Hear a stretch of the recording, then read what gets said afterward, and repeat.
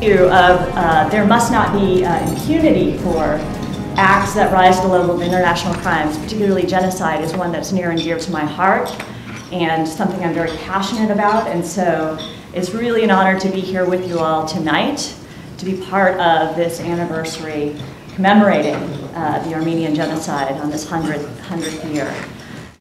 Recognizing the Armenian Genocide.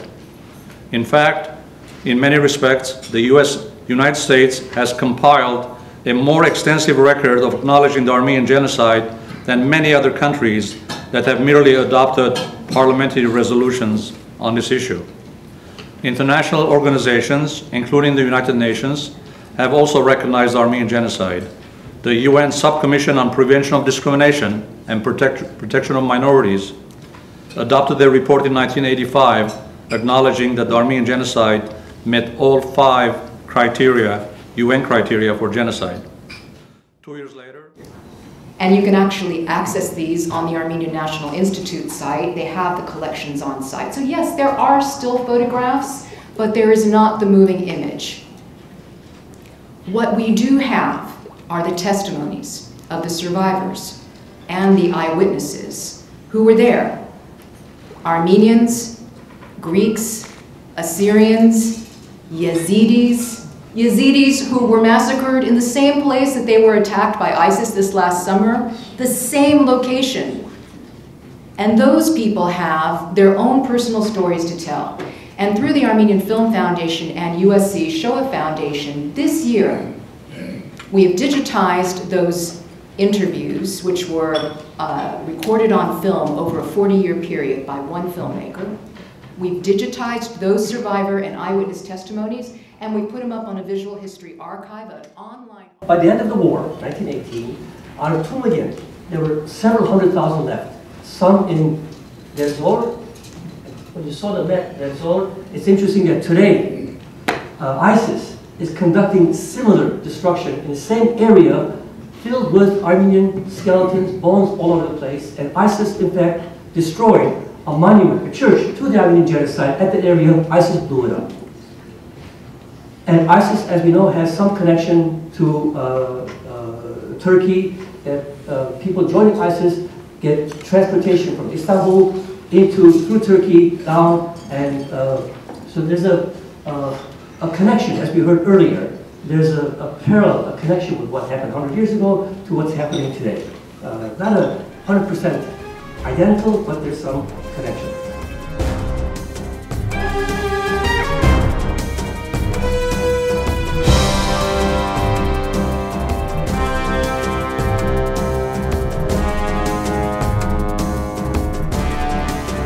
As you were witness, there were several presentations very emotional about the genocide of the Armenian, which I think really need to have lots of attention. I'm glad to have Serge again here with me. You present to our audience the emotional aspect. I think it has a huge impact emotionally on the audience. Everybody's just so quiet and listening to every word seems to me. So what was your take? Well, Alex, certainly when I gave my own personal account of my own family, I think it became personal and a bit, the passion there and the hurt and the pain that my grandmother felt. I could feel that. It was. Yeah. I could feel that. But I think as far as the speakers, I think they offered a really good broad spectrum of issues that relate to the Armenian Genocide. One being the survivors' account, another being the historical context of what led to this. And of course, Harut Sassounian speaking about the justice that is being pursued to this day by the Armenians against the Ottoman Turks for this genocide. So it was a good overview of the various issues that Armenians still think about to this day. And the pain of this genocide, although it happened 100 years ago, the pain still continues. And it's exacerbated by the fact of the denial by the Turkish government. I think that pains many of the Armenians as well. Isn't it amazing? It seems to me the history is being repeated as many times they mentioned in the presentation, the ISIS, yes, doing the same thing almost. And I was wondering, aren't we learning from this history? I was just thinking of the account in the news the other day in Yemen, Yes. where the Sunni extremists just blew up a mosque, people worshiping. And so it seems like there's no one has the monopoly of these type of crimes and so forth in these genocides. And today what happened in Kenya. And so I think it's important for us to be vigilant, to not let these issues disappear and forget them, because I think that's when the aggressor thinks people forget, they forgive, there's no consequences to these evil acts, and they do it again. And I think that's where the world has to stamp and say, look, we have to acknowledge there was a crime, and there has to be consequences for it to deter future crimes like this. And I think that's what the Armenians want. And I think also the Armenians on a personal level and as well on a national level, they want justice. They want justice and accountability, and that's their goal. You know, it's so amazing. Education is very critical to show what happened in the past, to make people familiar with what happened, like genocide of Armenian 100 years ago.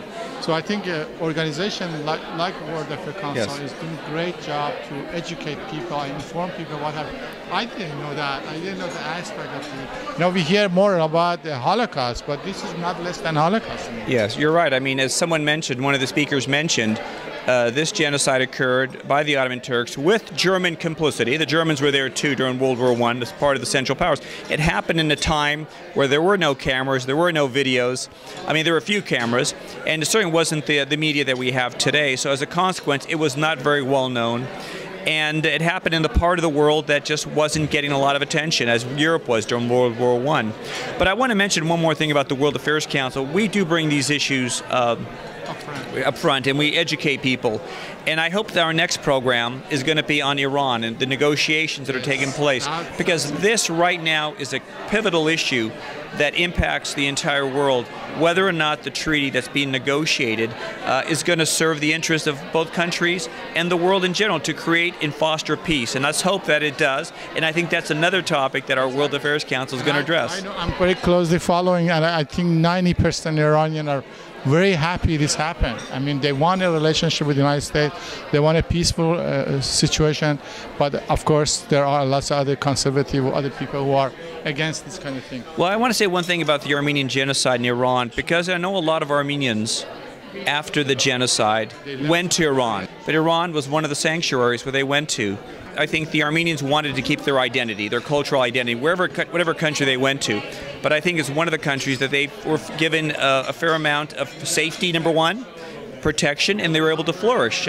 Syria was another country that they were able to go to, and Lebanon and so forth. And so I think the condemnation of the Armenian genocide is really focused on the Ottoman Turks and the Germans who were there, the German soldiers who were there. One thing I wasn't really, I mean, I wish they emphasized more on in the presentation.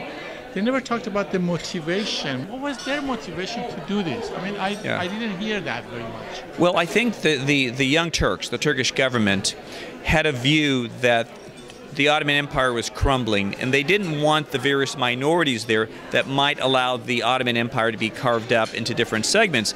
And so they tried to make it a Turkic state, and I think he mentioned they were going to extend even into some of the other states on the northern part of Iran that are Turkic-speaking people.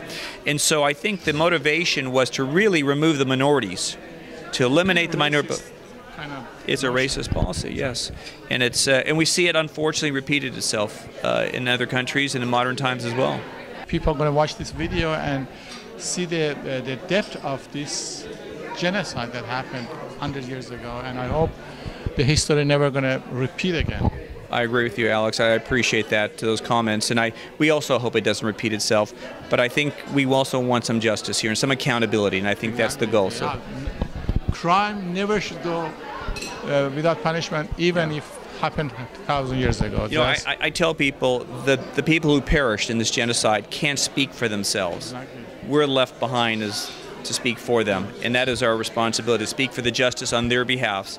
They're gone now, but we're here. When I was growing up in Iran with the minority, the Armenian minority in Iran, the attitude toward them, they were very hardworking, they were very industrious, and they were really making the country. And lots of things that happened in Iran, Armenians were behind it. I mean, they are very productive people. I mean, from railroad all the way to the shoemaking, whatever. They were the mechanical aspect of the industry. Yeah. Armenians were a big part of it. That's a very nice thing to say. And I think once the Armenians were given some freedom, some independence to go to countries like Iran and flourish, they probably appreciated that opportunity, which they didn't have where they came from. I hope this kind of discrimination never gonna happen and comes to the people. Again, I want to come back to education, and really education is the key that open up the views of the people and see the other side of the coin. Well, whenever we try to demonize people, we dehumanize them. Exactly. And then we're one step away from committing awful crimes. Once someone is dehumanized, then in the mind of an aggressor or perpetrator, you can do anything to them because they're not human. But we can't allow ourselves to get to that point where someone is dehumanized and demonized and not viewed as a human being worth, a child of God and has significant value. Because that's when we allow those who want genocide to flourish, when we dehumanize like that. I want to ask you to finalize this. What would be your message to the Armenian community? I know, in California specifically, there is a big community of Armenian, especially in Glendale area, and I have lots of Armenian friends, good friends. What is your main message that you want to tell them that, to be more active here in this country? Well, I think obviously number one is never to forget.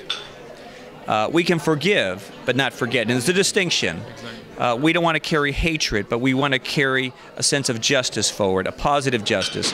We want to represent, as I say, those who are gone, to speak for them, to speak for their justice, to educate people about this historical fact, and again, to hold the Turkish government and its agents accountable. And I think we've been effective in that. And that's the word I would say. Never forget, honor our ancestors.